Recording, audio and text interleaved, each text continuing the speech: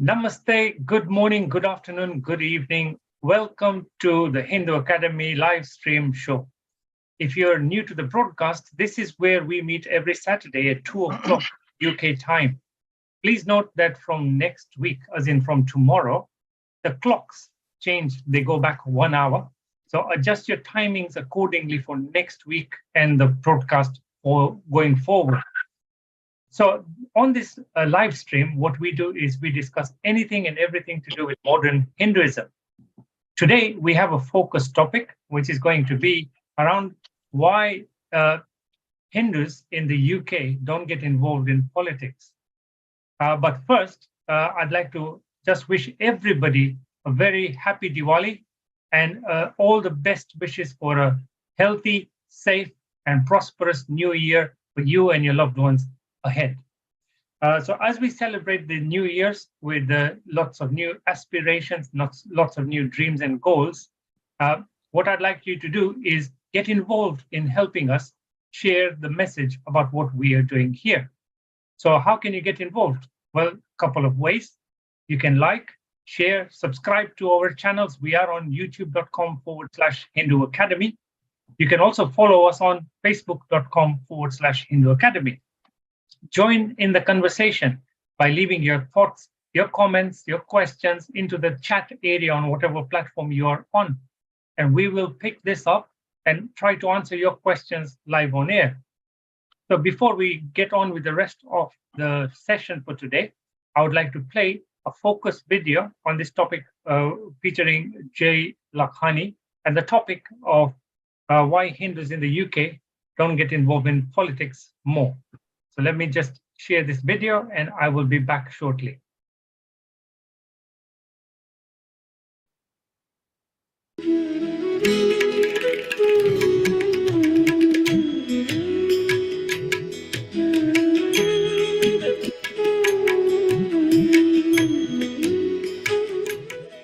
You see, I keep talking that the Hindus, one of the biggest drawbacks is that we become very self-contained, we become introvert, we become very engrossed in our own self-interest. This is the problem. And your tradition is taking exactly the opposite, saying, no, don't just look after your little family, your little being, yourself. Think about the greater good. Try and interact with the greater world. This is what your tradition teaches you, but unfortunately, and this is very true, the Hindus in the UK are extremely rich. I'm telling you, one of the richest communities. The Jews took about 150 years to really get established here, economically become a very powerful force. The Hindus have been only about 50 years, but in these 50 years, they become one of the most economically powerful lobby in the United Kingdom. And yet, when you look at the political scene or you look at the scene in sport, there's hardly any Hindu visible. It's a very sad situation. Why? I ask myself, why? You see, if you become self-engrossed, just looking after my private interest, let me make more money and go on this holiday and eat this and drink this.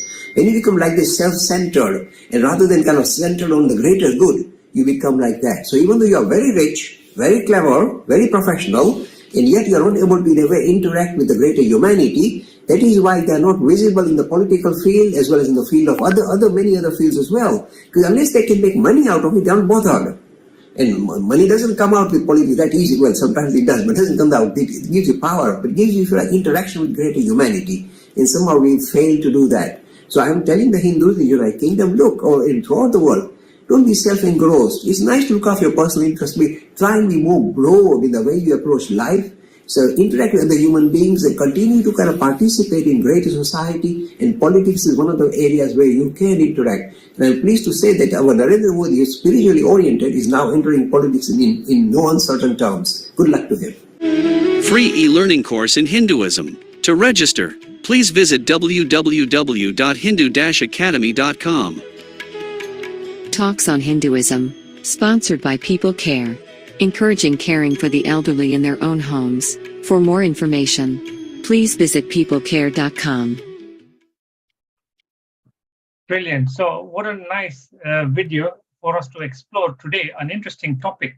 So Manish Bhai, we've got full team today. We've got Manish Bhai, Sita Ben, Vijay Bhai, welcome to today's call.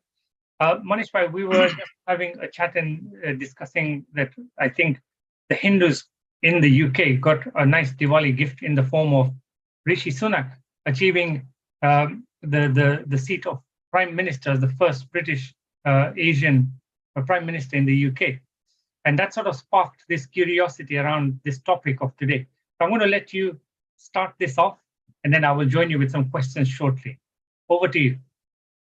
Yes, thank you, Nisit Bhai. Welcome, viewers. Hope you had a wonderful Diwali and wish you a wonderful Nutan Vars Abhinandan, Happy New Year. And hope it's a good one, brings you prosperity and good health and wealth in your life, and spirituality also. In life. So we got this wonderful news of Rishi Sunak being Prime Minister in United Kingdom, and all the Hindus all over the world excited. Many Hindus in India very excited, and we see some images of Rishi Sunak lighting a lamp outside, outside number 10 Downing Street, and we see some people visiting him for Diwali. And all these wonderful things happening. So what is the significance of Rishi Sunak being a Prime Minister, Vijay Bhai? Yeah, I mean, it's quite significant in the sense that I think for the first time, I think it's nearly 200 years that somebody who's not, in Abrahamic faith has become the Prime Minister of the UK. So there's a huge tectonic shift, right? We just don't realize it. I think it's still sinking into a lot of people's mind. It's a huge shift. I mean, the thing is that even now, UK is still seen as a Christian state. When I teach Hinduism, and some schools say that even when I do, like when I work with Harrow Council, the law still say that every assembly has to be partly or wholly of a Christian nature. So it's a Christian state in that sense, right? And now we have a Hindu Prime Minister, so it's a bit of a big, huge, shift. So I just hope him the best of luck. I mean, to show that the ideas of Hindus. I hope he's following some of the Hindu principal ideas, which we all have. Idea of dharma, karma, and that he will use those wisdom to rule UK. But yes, it's a very big shift, and I think it's a good thing in a way because it shows that we live in a country which is respects all faith, and the fact that it's come into power, it's a good thing. Sita? Yeah, I completely agree. It's such an amazing achievement, and the fact that it was done at the time of Diwali is a wonderful Diwali gift, as you've said, which is fantastic. So, I mean, I guess similar to Narendra Modi, he's very passionate about spirituality and religion, and Rishi Sunak has shown that he is a practicing Hindu as well. For example, by lighting lamps outside in Downing Street, and having these Diwali get-togethers at 10 Downing Street, which is wonderful. It's something that's been happening for a few years, but it's great that now we've got a Hindu Prime Minister, and we just hope that he can sort of imbibe the wonderful sort of spiritual inheritance of Hinduism into Great Britain and the politics of Great Britain, although it's a very difficult challenge because the nature of politics is incredibly difficult. You're buffeted by so many different forces all the time. Even if you want to push something through, there are all sorts of things blocking you. So it's not an easy task by any means. And I admire people who enter politics because it's not something I'd ever want to do, because there are so many things that you have to promise that you cannot fulfill, and it's a very, very difficult challenge. But we hope that with this Hindu Prime Minister we can move forward and hopefully instill a beautiful, more spiritual approach to politics, looking after the community and having a more spiritual outlook in every aspect of our lives. So we just hope for the best.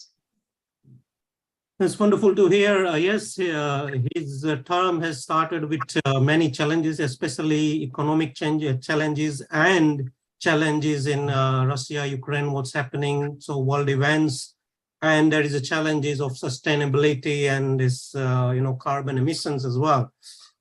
Everything seems to be, going wrong at the moment, and he's come at a very challenging time.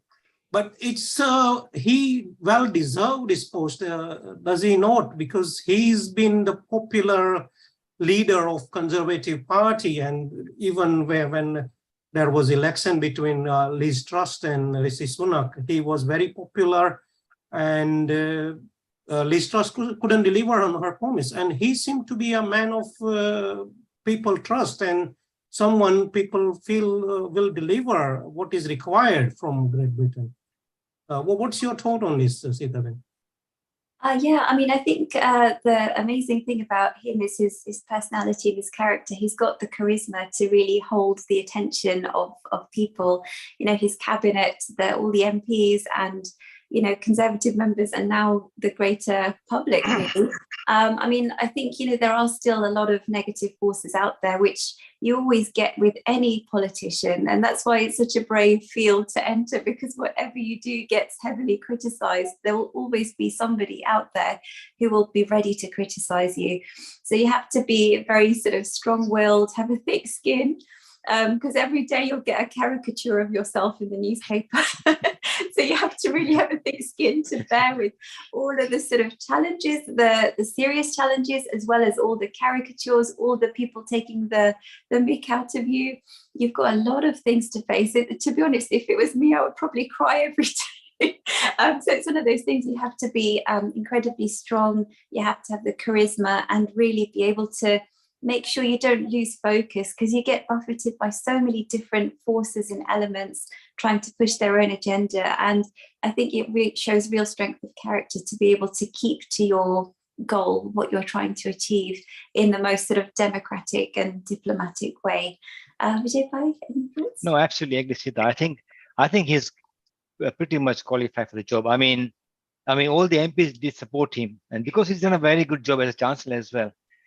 For 3 years, you know, during the COVID kind of, you know, outbreak we had, with his follow scheme, he supported, you know, millions of people that supported him through that. And that's a good thing. That shows his compassionate side. I mean, he could easily say, look, you know, whatever happens, but he actually took it on the chin, and he did a lot of things. Even remember, there was a time when he did, to get the restaurants back in business, he did half-price restaurants to try. So he is thinking of the little person as well and how they are struggling. And I think that gives him a lot of credit. I think sometimes people take it for granted, because when you start getting something, you just, okay, it's a norm. But it's a tough thing that he did, and he did a really good job as chancellor, in my view. But of course, he has to balance the books. And I think he's somebody who's very acute and very, very focused, I think. And again, I hope he uses it's okay to be Hindu externally, not show externally. But also internally, I hope he follows all the ideas of key Hindu ideas of seeing the divine everybody and serving everybody, you know, out there. But I think he'll do it. I mean, as Sita said, he needs a thick skin, and I'm pretty sure he'll face a lot of problems. But I hope he actually goes through them and fights it out and does good for the country. That's wonderful to hear. Yes, he's done really well, and I think the way he led Britain and then the other countries, especially during the COVID time, the furlough scheme, etc. Then he set the example, and then the other countries followed it. So that is a wonderful thing he achieved, and he delivered on a promise. Nobody had heard the word furlough and understood what it meant, and he came up with a scheme that helped everyone, which is a wonderful thing. So when he became a prime minister, there was many racist comments, many traditional, you know, people. Britain is still 85%, you know, predominantly white with Christian background, and some of them not happy because it's not. He didn't go to election as a Conservative Party leader and just you know, voted by MPs to become a prime minister. And many of them are concerned that a Hindu PM, would he be a right person for a Christian country or a secular country, let's say? And would it be same for if a Muslim or a Jew become a prime minister, you know, next time? What's your thought on this? Can a Hindu deliver him, you know, say still these values that Britain, very, you know, democratic society of the Britain? Vijay Bhai? I think absolutely he can. I mean, one thing we could remember, which we discuss all the time on our shows here, is the idea of, you know, Hinduism being a universal religion, Sanatan Dharma, you know, it's universal. And the thing is that the way Sanatan is designed, it does not kind of penalize somebody for a particular belief. It believes that all nature is divine, all souls are divine. And if you just ethos, it doesn't really matter what religion you are. So I think there may be some, I agree, there's a lot of people out there, Christian, may be a bit hesitant thinking that Hindu primates come in. I think partly it's because they don't understand the idea of Hinduism. Hinduism is not some sort of exclusive religion which, runs on a communal basis or, it's a religion which is designed to actually serve all of humanity, not just Hindus. Of course, it's a Hindu idea, but the key remains all of humanity is served with this idea of Sanatana Dharma. Dharma is not just saying, oh, I'll work for Hindus only or I'll work for a particular group of people. Dharma requires him to fulfill his duty to all his citizens. And I'm pretty sure he will do, if he has values, which I think he does, I think he'll do a fantastic job. But I mean, the other things, mentioned about elections, look, this is not something that Rishi Sunak has invented. It's been there for 200 years, right? The party selects, people select the party with the most MPs select the leader. So I know a lot of people saying, oh, I even heard somebody saying that we should now change the UK's, election system to the American system, because all of a sudden after 200 years, they got somebody who's not a Christian. But it doesn't work like that, right? I mean, he's not the first one to be elected, without the Tory party members voting. There have been many other instances before. There's only been one leader chosen. And because there's only one leader, the Tory party members don't vote and he just comes to power. But I think we have to keep faith in the other MPs as well. If there's so many MPs voted for him, then surely they must have realized that this guy is very capable. His PM is very capable of doing his job. Otherwise, you would have, I think, over nearly 200 MPs were saying that we want him, as PM. Surely he must have a lot of qualities which are good to to run the country.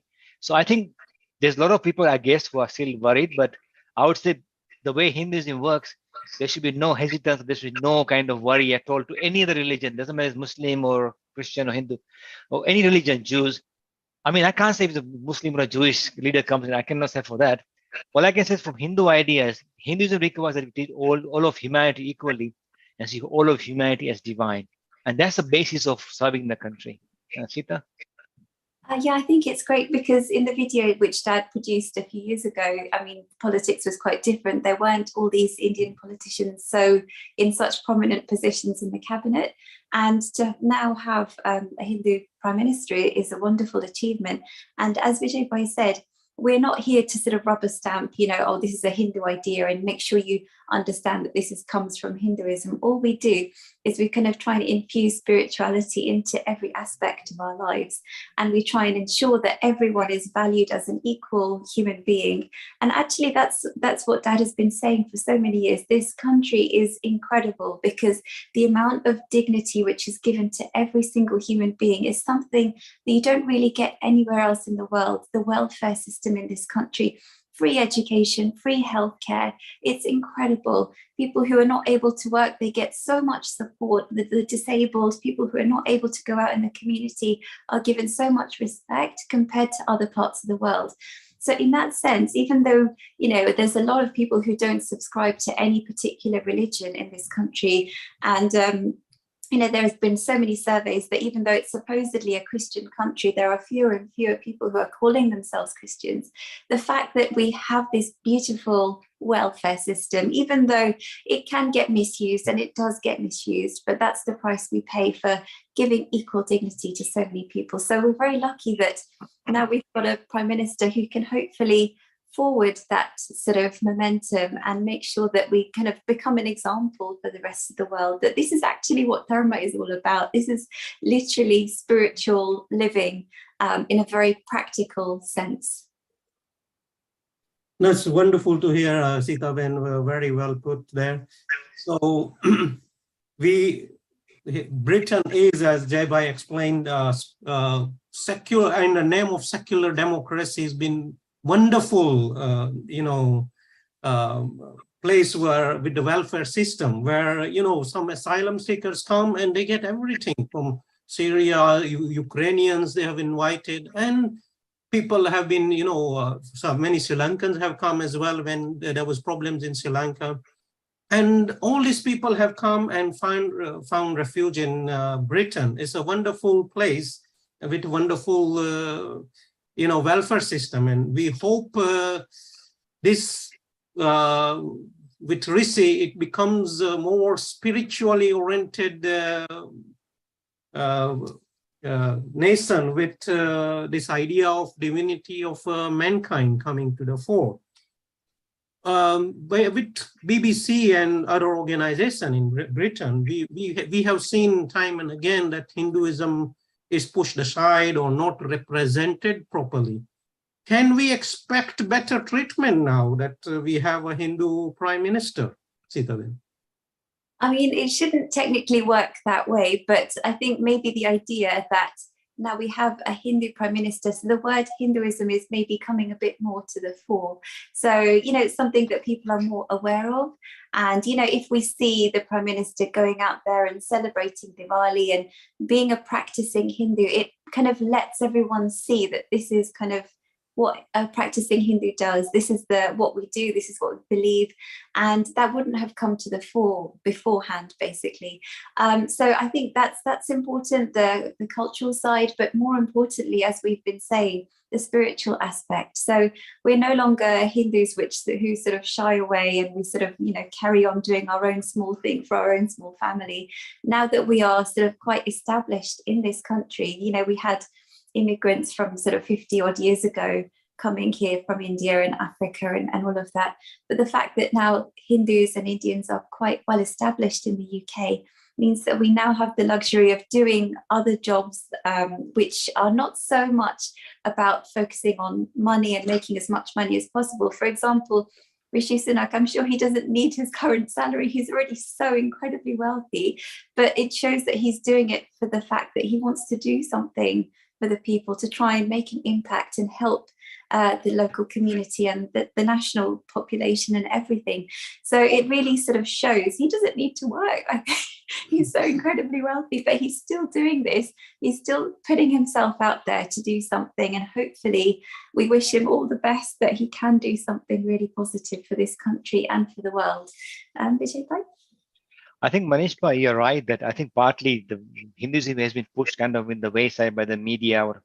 I think, but we have to take some responsibility as well as Hindus, as Sita mentioned. Previously, we are just into making money, looking at our own house. As Jay Bhai mentioned, look at our own house only, and then look. If you're successful as a family, then we said, okay, fine, let's not worry anybody else. But if you do that, then people won't bother, right?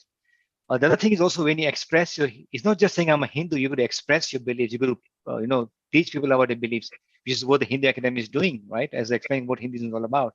If you don't do that, people don't get the ideas.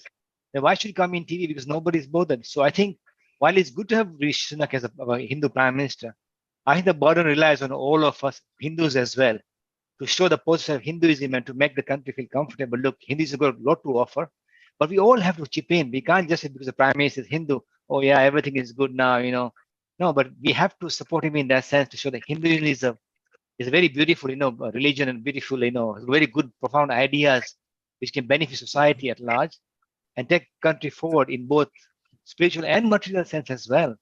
So it's a burden on all of us, not just let's not forget that. But I think as time goes by, if you become more active, I think the other thing that Jay Bhai mentioned, which is very important, is that we have to participate more and more in the government, right? I know now in Harrow is really good now. We've got about 4 or 5 Indian councillors now. There's been a major push in the last, I think 8-10 years. It wasn't the case before. So we can't just expect that we don't participate in government and then we expect government to say, okay, do this for us. You have to be actively engaged in that. If that happens, then I think overall it'll be much more exposed, the idea of Hinduism. I think that's what we should work for. That's wonderful to hear. I think, Vijay Bhai, you put it very rightly. As Jay Bhai was saying, we need to be more involved in the politics and hope with Rishi, as Jay Bhai was mentioning in the video, that we've done well economically, but politically now we are coming to the fore with more councillors coming through, and now Rishi Sunak being prime minister. So would you say Hindus all over the world should follow this pattern and hopefully, get more involved in the community and get more involved in politics and try to deliver the spiritual values, Hindu values, which are universal in nature to the whole world? Vijay Bhai? No, absolutely. I agree. I think the thing is, for some reason, I would have really hoped that India would be the leading light of the world about Hindu ideas, the idea of dharma, idea of serving humanity, as divine, divine, divine beings, all that. But unfortunately, Indian history is so strange and unusual that because of colonial rule and after Islamic rule, quite often they've actually forgotten the ideas. Some Hindus are even embarrassed to present their own ideas. It's really sad, a situation to be in. But I'll give you an example. Like I was talking to some Indians, and they say India is a secular state. And when I asked them, what does the secularism mean? Nobody can pin it down. Oh, it's just some term, secularism. What does it exactly mean? And the way I see it, and which I agree with Jay, by which you mentioned a while back, India is a dharmic civilization. Dharma should be your basis and root to give profound ideas to the world on how to, for the betterment of society. But so I think the thing is that we should not be shying away from our profound Hindu ideas, which are amazing ideas to make the world a better place in all senses, like nature, environment, all areas of, of living. Hindus have got some profound ideas. Hindus have some really beautiful, gems to us. We should be out there and giving them out. And I hope that happens more and more now. And especially in India, we got a prime minister who's not ashamed of his religion. He's openly displaying his religion and brings the ideas out. Of course, there's resistance from a lot of people because they've been so used to the status quo. But now is the time to come to the fore. But in a nice way. We don't want to kind of push anybody aside or start a conflict. But in a nice way to explain to people the amount of beautiful things we have in Hinduism and hopefully move forward with those ideas. Sita? Yeah, so I mean, I think, we had a period where we always were sort of shy about Hinduism. It's something that we didn't know very much about. And, we try and avoid that topic, if we're talking to, our friends and family in schools and colleges and our workplace. But I think the dynamic is definitely changing, especially in this country. I think they did a survey 2 or 3 years ago, and they found that the number of people who call themselves Hindu in this country is increasing. So I think it's wonderful because people are getting more aware. They're getting more sort of linked back to their roots. They're not feeling like they need to copy those who are sort of around them. And it was very interesting, actually. I was asked to go and talk about Diwali to some BBC staff a couple of weeks ago. And one of the other ladies who was also talking says, there's a sort of a phase that all of us go through in our lives, especially Hindus in the diaspora, where, as a child, you're quite fascinated by your religion, but then you go through a sort of rebellious phase where you're like, I'm not Hindu, I'm not this. And then you sort of come back to your roots again. So I think in a way, our sort of Hindu population is coming back to its roots and recognizing the beauty of these incredibly wonderful spiritual ideas, not just this idea of, oh, you go to the temple and you worship God and there's lots of different gods and you think, oh, that's it. There's actually so much depth to it. And the wonderful thing is, we have this non-theistic angle to Hinduism, which is so incredibly appealing, not just to Hindus, but to non-Hindus, to people of no religion at all. This idea that everything is divine and spiritual is something that's such a universal idea. And we don't even need to rubber stamp it as a Hindu idea. We're happy for it to just permeate the whole of, whole populations without having to say, oh, this is Hindu. Make sure you acknowledge it comes from Hinduism. We don't care about that. All we care about is that everyone sees everyone else around them as divine. That's so wonderful to hear, Sita, when everyone treating everyone as divine. That's so nice. Nitika Patil has made this wonderful comment saying, the line of Swami Vivekananda struck my mind, brothers and sisters of America. Hinduism supports the idea of whole world is our family. I firmly believe Rishi Sunak will serve best the people of Britain. That's wonderful to hear, Nitika. One other question we have is, Rishi Sunak is facing a lot of racism, as Rahul has said. And there is many racist comments coming out. Would racism situation improve with non-white prime minister coming to Britain? And can we expect things to improve, Vijay Bhai? I think that is actually an even bigger burden on us. I mean, not as the Hindu community and Rishi Sunak, because you can think about this. People have never been used to having a Hindu prime minister for last, God knows, since this time parliament began, I guess. And now they have one. So I can understand they might be a little bit hesitant, but I think it's unjustified. But really, if Rishi Sunak does his job and follows dharma, as we say, dharmic ideas, and does it, I think he will win the hearts of people who are racist now. They will come to accept that actually Hinduism is a good thing. I think we have to work hard at it, rather than just having a go at them saying, "Oh, you're racist," and then we will become like them. We need to prove to them that actually no, Rishi Sunak, being a Hindu, is a contribution, is actually a huge benefit. His Hindu ideas, his Hindu beliefs are a benefit to this nation in progress. So big burden on us, and even more big on Rishi Sunak. But I hope he's up to the task. I think he is, and he will show them, look, as being a Hindu prime minister, he will serve the whole country, regardless of you. And I think if he does that, then I think this will dissipate quite quickly. I think most people in the UK, as Sita mentioned, are not fanatics in religion as such. They're all kind of secularism, a kind of more like secular in nature. So to again, as I don't know what that really means, but the secular in nature. But the point is if we can show them through his actions, karma, through his karma, that look, what he's doing is wonderful for the country. I hope that all this will go. But it'll be a tough task. These people are not used to this kind of stuff. But I hope all of us should contribute. And as I said, it's even a bigger burden on the Hindu community to serve Britain, not just for families. We should be for long term. Sita mentioned, look after our money. We should go out there and serve communities. I know there's a lot of good things happening now. People do, kitchens in the city, help poor people, homeless people. We should all do this. If we do that, then I think in a way we'll be helping Sunak as well. So look at his community, right? We're doing good stuff. So in a way, it's an extra burden on us, but we should take it on our shoulders and do that. Yes, Sita?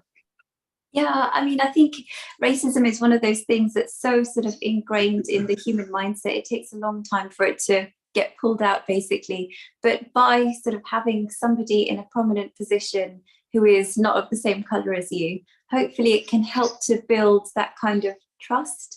That there's somebody here who is actually trying to genuinely do something positive for the community, can hopefully try and rub away these sort of stereotypes that people have regarding people of different races and different colour. So I think, the UK is wonderful because it's probably one of the most diverse sort of countries, and especially if you look at London, it's incredibly diverse. I don't know if there's any other city in anywhere in the world which is as diverse as London is. And the fact that now we've got, a non-white prime minister after so many years is a wonderful achievement. And I think it's a testament to, the openness of the British people in general. I mean, there are always factions out there who are not happy about it. But I think on the whole, the British population is quite open to this idea, and they're moving away from this idea of racism, and hopefully it can shine a beacon of light to the rest of the world, saying, it's okay if your prime minister isn't of the same colour as you. It doesn't matter at the end of the day. We're all human beings.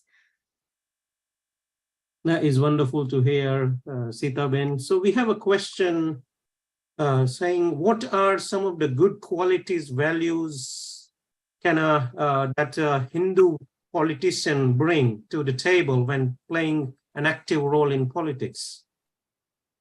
What are the good qualities, values, cultural points Hindu politician can bring? Sita Ben?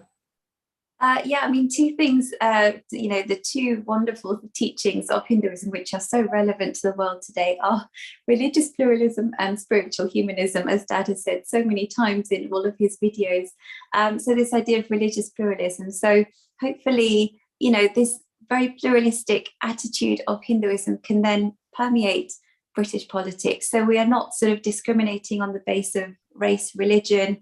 All religions should be equally represented because they are all wonderful pathways to the same destination. That's what Hinduism has taught us for so many centuries.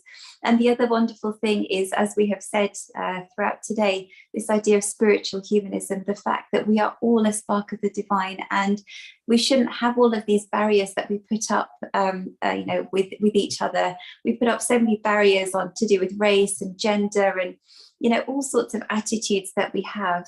But this idea is a real unifying force, and hopefully that kind of idea can sort of enter society in a non-religious way. The fact that even it's practiced without reference to religion or God or whatever, even spirituality, the fact that it's practiced is what's the most important thing. It doesn't matter what label you use to practice it. Vijay? Absolutely, Sita, I agree. I mean, we still have a lot of issues in the country. Like, we have, as Sita mentioned, prejudice against older people, against LGBT community. Even as of now, women don't have equal rights in terms of wages, work opportunities. All these are profound things that are still there.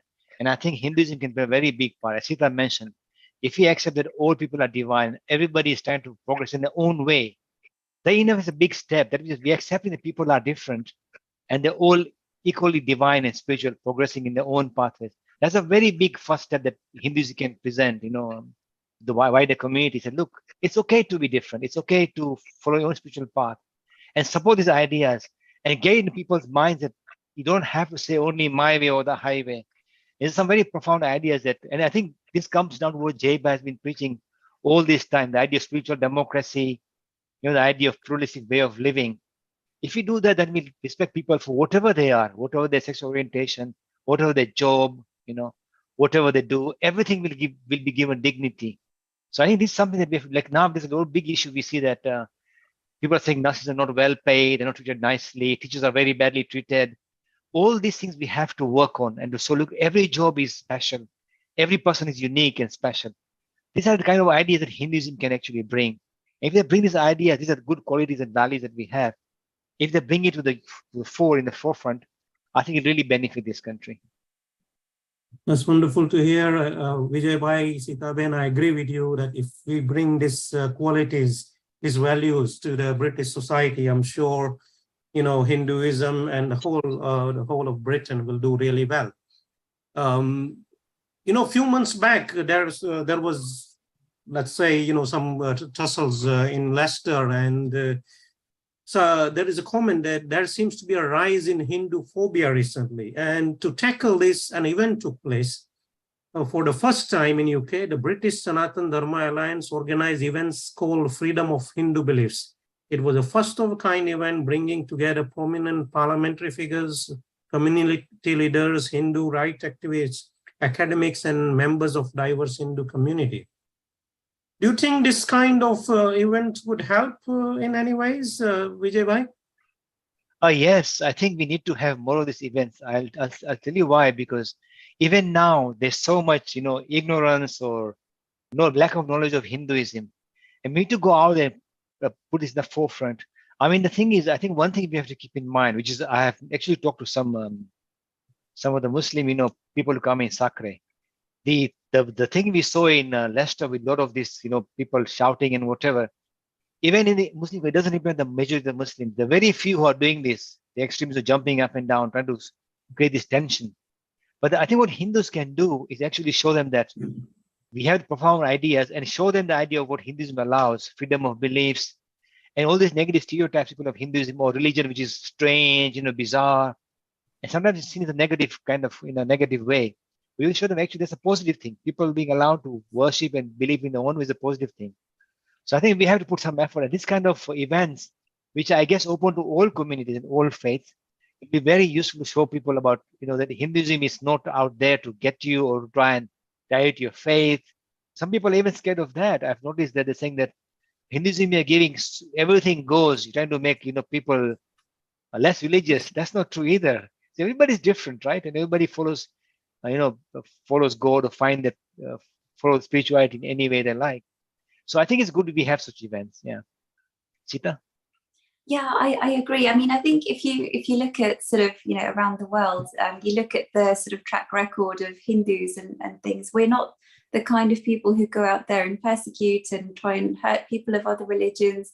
In fact, throughout our history, we've incorporated people from, all sorts of different religions. We've never imposed our religion on anybody else. We let them thrive in our own country. So it's something that we've had throughout our history, and I think that's ingrained in our system, the fact that it's okay for people to have different religious beliefs and it doesn't sort of compromise you, and everyone is divine in their own way, in their own right. They're making their own sort of spiritual progress. So I think that's something that's a real necessity in the world today. Is we're not sort of trying to show off or say, look how great we are. We're saying, look, it is possible to live in harmony with people of other religions, and it doesn't compromise us. And it's actually beautiful because it shows that we are not all robots who have to follow the same single prescription to make spiritual progress. We are colourful. Humanity is colourful. We all have different backgrounds, different temperaments, and the fact that there are such a variety of different spiritual approaches is actually a strength and not a weakness. So it should be a source of cohesion rather than a source of conflict and tension. That's wonderful to hear, Sitaben, Vijay. So hopefully such events happen regularly, and that help us create more awareness of Hinduism, Hindu ideas in general public, and that way we can get a better understanding amongst different religious communities. We end this topic on politics and Sunak, Rishi Sunak being PM now, and we'll take general questions now. Please do ask your questions, viewers. It'll be good to have your questions. So first question is from Vinicius Fan. He's saying, should Sanskrit be national language? What's your opinion? I guess he's talking about India. Vijay Bhai. Okay, look, Sanskrit has got a rich history. And I know, I mean, it's documented, very documented by all historians, that it was a lingua franca for 1,000 years in India. It was spoken widely. It's only after, I think, the coming of the Islamic, rule or whatever, Islam is really changed. So it's been lingua franca, but I think as of now, it'll be very, very tough to bring it out. Because first of all, India is a secular country. They don't teach Sanskrit in schools. All the schools teach Sanskrit, actually private schools generally in India. I mean, it's a profound language, but I think we have to keep one thing in mind, that even if you bring it to the modern world, we'll have to modernize a little bit, because English has changed as well. So Chaucer English, if you bring it now, Sanskrit, because it's not been spoken for 1,000 years. If somebody can make up a language, Sanskrit, and modernize it with new grammar, I guess it's possible. I don't know. But I'm not an expert on language, but I love the Sanskrit language. I studied on my own, and I'm learning a lot of the idea of grammar and techniques, prefixes and suffixes. It's a very beautiful language, but I really cannot say how it future will come about. But I can tell you one thing which is positive in the Jewish community. Actually, Judaism was struggling. Jewish language, Hebrew, was really struggling, with hardly being spoken. Yet Israel, coming when the state of Israel was founded, did a tremendously fantastic job. Hebrew has now been brought to the fore again. It's spoken widely, it's taught in schools, it's used for daily communication. Of course, they had to make some minor changes to bring it in the modern grammar format, but a fantastic job nevertheless. So it's possible, but India being such a diverse country with so many languages, it's a tough task at hand. It requires a lot of, work is required to do that. Plus, of course, as I mentioned that India has not spoken it for 1,000 years as a main language. To bring it to the fore again is a lot of work. If it can be done and it benefits the country, I'm not an expert on anthropology or linguistics, but so I can't say much. But as a language, it's beautiful. I would say if you get a chance to learn it, please learn it. It'll open the entire ancient scriptures to you. As a national language, I really cannot say on that. Sita? Yeah, I mean, I agree. Sanskrit is a beautiful language, and I was lucky enough to study it. Can you believe it? In a school in London, right from primary school up to A level. So there was this opportunity in London, which you don't get in India, which I find completely crazy. So, I mean, it would be wonderful to sort of reintroduce Sanskrit into the national curriculum of India. And have it taught as a sacred language. I think that would be a beautiful thing. But we also have to remember, as Vijay Bhai said, language has changed dramatically, and now we've got all this technological, scientific vocabulary. How would Sanskrit fit into that? So we have to think about a lot of things. But what we can do is, in a way, sort of treat it with a great deal of reverence and respect, because some of the most beautiful ancient philosophies of Hinduism are written in Sanskrit. So it would be wonderful for people to learn it and appreciate it for what it is, but also to understand that our spiritual inheritance doesn't depend on Sanskrit as well. We are able to evolve with the times and have the same beautiful findings expressed in English in a more sort of universal way. So we love Sanskrit, but we have to also recognize the world for what it is. That's very well put, Sitaben. And one thing is, I think the Hindus need to learn the Sanskrit first. And if that is not there, how can we make it a national language? If a majority is not speaking, understanding, learning that language. So that is the first task. And until that happens, I don't think we can go to that and think about the next step. We take a next question from Nitika Patil. She's saying, may I know the right way to read Bhagavad Gita?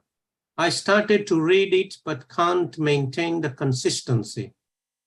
Sitaben? So the Bhagavad Gita is literally a synthesis of all the sort of spiritual gems of Hinduism, all rolled up into one and reconciled. And I think because it's so incredibly, includes so many different pathways to God, so many different ways of thinking about God, making spiritual progress, it can seem sort of overwhelming if you read it from top to bottom, basically. So I think maybe one sort of approach is just my sort of humble suggestion is look at your own sort of attitudes in terms of what your approach is to spirituality. Do you love the idea of devotion to God? Do you love the idea of doing good work in the community? And then focus on those verses which talk about that, because that can give you a clearer picture as to how to put religion into practice in your everyday life without feeling too overwhelmed by so many different approaches discussed in the Bhagavad Gita. So you can, in a way, it doesn't mean that you're any less of a Hindu if you pick and choose different parts of the Bhagavad Gita to read and apply in your everyday life. It's just so incredibly vast. It includes so many different spiritual attitudes and approaches. So please don't feel overwhelmed. Just choose the parts which you find are relevant and important to you and apply those in your everyday life. Vijay Bhai? I think, yes, I absolutely agree with Sita. I think one more thing to add is, I would suggest that if you haven't done our Hinduism course, please do it, because the thing is this, that, as Sita mentioned, the Bhagavad Gita is really broad. It's amazing, scripture. It covers all different facets of Hinduism, from the idea of renunciation to the idea of the three gunas, idea of, karma marg, bhakti marg, the path of Gnan, the form of Krishna, universe form of Krishna. So many profound ideas all over the Gita. So the thing is, it's sometimes it may seem quite disjointed, because you go from the chapter 2, path of knowledge, you jump to chapter 3, karma marg, and you go, what's happening? And then you come back to, again, part of knowledge again. Then you go to chapter 11, universe form of Krishna. Then you go to chapter 13, 14 about gunas. So it looks like that, because I think Hinduism is incredibly, broad in that sense. You've got so many profound ideas. But I think what I would suggest is, if you do one of the online courses, what it'll do, it give you the ideas of all the different parts of the Gita in a simple format, and then perhaps it may give you more context. But I do agree with Sita that people choose the topics they like best. I love chapter 3, karma marg. I read that more often than the other chapters. That kind of applies to me. But I think to understand the format of Gita, get some basic ideas if you haven't. I mean, if you have, then I guess, as Sita mentioned, look at the topics that you like best. Yeah, Manish bhai. No, I agree with you, Sita and Vijay Bhai. And yeah, I would say, if you're reading Bhagavad Gita, you could even read one verse a day and just at night time, 5-10 minutes, just thinking about that one verse and continue that way. There's no hurry. So another suggestion there. We take the next question, a very interesting one. The question is, politics is usually tainted with negative things like abuse of power, corruption, mind games, and the like. Do these things scare off Hindus who would shy away from these things? What are some of the positive aspects of politics that can attract more Hindus? In especially some places, they apply this saying, say, all crows are black, means all politicians are corrupt. It is that way put. So how can a good person who wants to lead a simple, truthful, honest life enter politics and even do well in that? Is this two sort of against each other? How can Hindus be in politics? Vijay Bhai? I think that's very true. The politics power can be very corrupting. It's the nature of humans, right? When they have power, they think, I got power. I can misuse a little bit here. I can misuse it here for my own benefit. That's the nature of power, right? But I think nevertheless, even though it looks like a dark alley, dark place, if you have some good ideas and you're a good person, you should join despite all the forces against you. If you don't join, things will not change, right? It's the same in every country. Some of the best people in society don't join. We need a lot of, scientists, engineers, people, literary people, all these people. They should be joining, but they don't join. It's a pity, really. It's sad in a sense. They're put away. But I think somehow, I don't know how to do that, but we have to create a situation where they should be encouraged. I think we need some strong will on this. It's willpower to say, look, no, I have to join and change things. But you're right, it's a dark place, not that easy. But I guess if you have some profound ideas, I won't say it's just that you should think about it. You should do it because your dharma dictates that you do something about it. You don't sit down and do nothing. So all of our Hindus, in a way, we are guilty for saying it's a dark alley. I don't want to wash my hands away.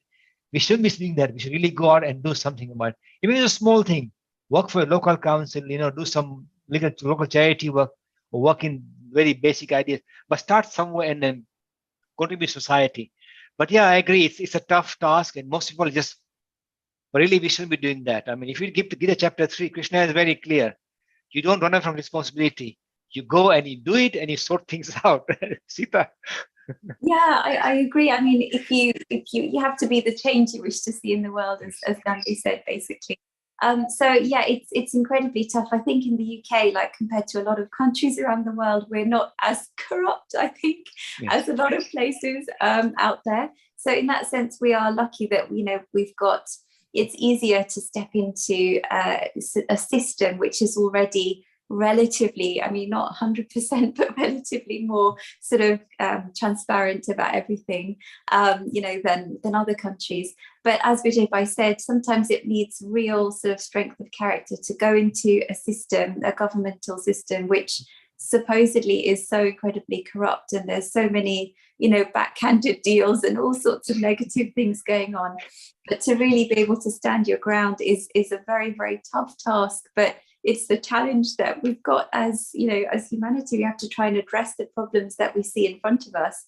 Otherwise, what's the point in our lives, in our existence? Is we have to do something for those around us. And if nobody steps up, the system will remain the way it is. So we have to make sure that we don't get sort of corrupted by the system and try and stand our ground as much as possible. So it needs real strength of character for sure. Agree with you there, Sita Ben Vijay Bhai. As Rahul has put, most of the Hindus still stuck in 18th century speech of Swami's: update your knowledge, study more, contribute something. And that's what we are lacking. What do you say? Yes, please go ahead and contribute, as Vijay Bhai and Sita Ben has said already. We take a next question.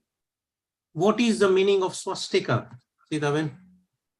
Yes, so the swastika in Hinduism is the symbol of auspiciousness and drawing good luck from the four corners of the world. That's why it's got those four, points, basically. And usually in Hinduism, it's red or orange in color because they're both auspicious colors for Hindus. And the thing is, the name of swastika has been sort of muddied by, obviously, Hitler and World War II. But the thing we have to remember is that, we shouldn't compromise the fact that swastika is such an important symbol for us as Hindus, because what Hitler did is he sort of tilted it by 45 degrees and made it black. But the idea of Hinduism should not be sort of compromised by this sort of negative interpretation, I guess. So we have to stand our ground. And I think I mentioned it a couple of weeks ago that there was this sort of movement to try and ban the swastika here. And my dad was obviously involved in that debate. And he says, well, if you're going to ban the swastika, you should ban the cross as well, because the Ku Klux Klan misused the cross. So why don't you ban that as well? And then they stopped saying stuff. So we have to stand our ground. It's really important because swastika is an ancient symbol of good luck and auspiciousness, and we need to make sure that that's maintained. And we see it as something positive and not something negative. Vijay Bhai? Yeah, I think that's the thing. Quite often, symbols can be kind of, hijacked and be misused. But one thing just to keep in mind is that, if you look at the Germans' main camp, which was written by the Nazis, you'd be surprised. They took off something called Hakenkreuz, which is the hooked cross. So although it's a Nazi symbol, it looks like swastika, they never call it swastika, ironically. They call it the hooked cross. It's only, I think, in the 50s or something, in late 50s or 60s. The word swastika became prominent. But one thing also I found is that when I was teaching, A levels on Indus Valley civilization, what I found was that the swastika symbol, maybe a different name, was also found in Levant in the Middle East. It's a very ancient symbol. The idea of good luck is not only recent; it's very, very old symbol everywhere. So sometimes I think we have to be careful. Sometimes I get the feeling. Actually, I challenged one of the, the clergy in one of the interfaith. He was very upset with me, and I said that, you said the swastika, but it's called the hooked cross. Are you trying to whitewash the sins that you've committed against the Jews by putting on totally 100% on Indian philosophy? And he was very upset when I said that. But I think the thing is, it is true that he used the idea of Aryan, as a noble race and all these ideas Hitler used. But the thing is, we have to fight for symbols, and they should not be usurped by somebody. Just because somebody misused it, doesn't mean we should discard it. We shouldn't. We should actually say, look, no, it's our symbol. And the key thing is that we own it, not somebody else. Hitler should not own it. We should own that symbol. That's what I can add to that. Yeah. Okay. We've had a question on, someone said, what is Sanatan Dharma? Is it a religion or a way of life? Very big topic. We'll take it some other time, but let me say Hinduism is another name for Sanatan Dharma. It is a proper spiritual discipline which is not restricted by boundaries that are some Abrahamic religions are restricted by. So it's quite an open system, and we'll end it there. We'll take it on at some other time. We take a last question for the day, and that is by Industrial Air Cooler. He's saying, shall our school curriculum also have Vedanta as one of the subjects till graduation, so students' mental health and well-being is balanced? Should they teach Vedanta as a part of the school curriculum? Vijay. All I can add is Vedanta can be very deep in terms of philosophy, because I've been studying Ramanuja, Shankara, and a lot of big books myself.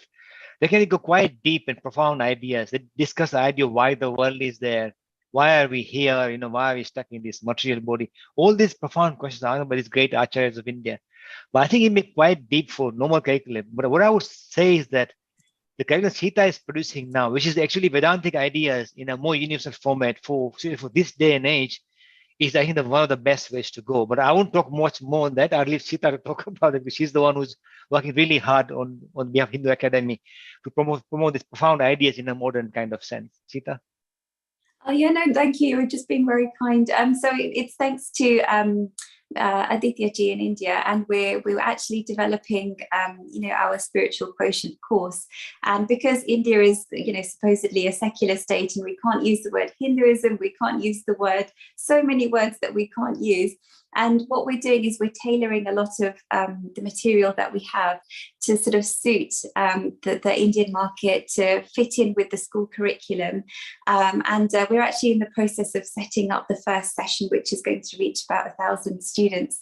So hopefully Dad will be very happy about this development, because it was always his dream to export Hinduism back to India, even though we can't even use the word Hinduism.